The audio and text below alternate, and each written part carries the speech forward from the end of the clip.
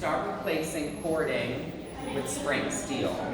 So why spring steel exactly? So spring steel is incredibly light, it's very flexible, but it's also rigid enough to really hold a form or suck in a form.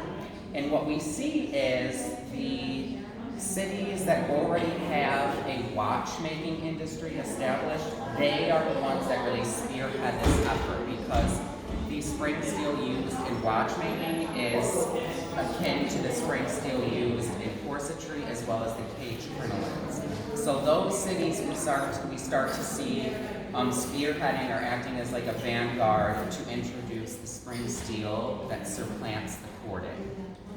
Now, with fabric in the Industrial Revolution also moving to mass production and machine woven fabric, the weave of the fabric itself gets much tighter than done by hand on a hand loom, most of it.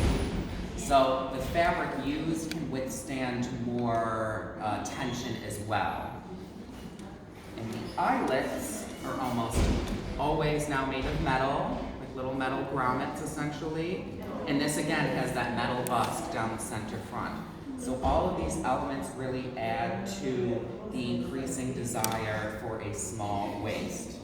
Yes? What are those buttons?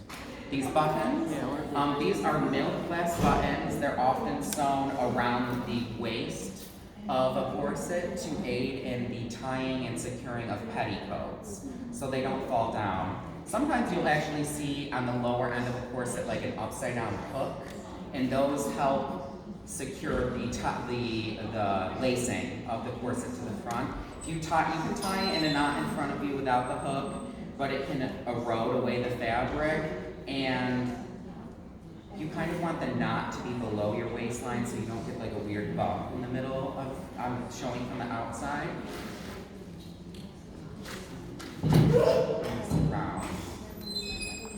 So this is from a wedding trousseau from a woman who lived in Batavia. So it is a local corset. We have the stockings, the garters, and the bodice that originally went with this trousseau corset. So this would be a corset from a special occasion, in this case a wedding.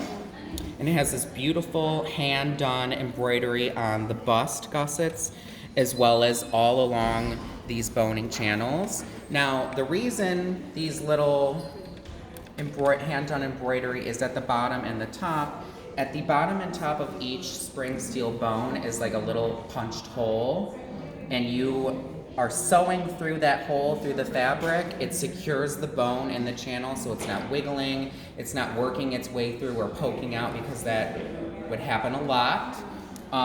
So it's both functional and adds visual fancy to the garment, to the corset itself.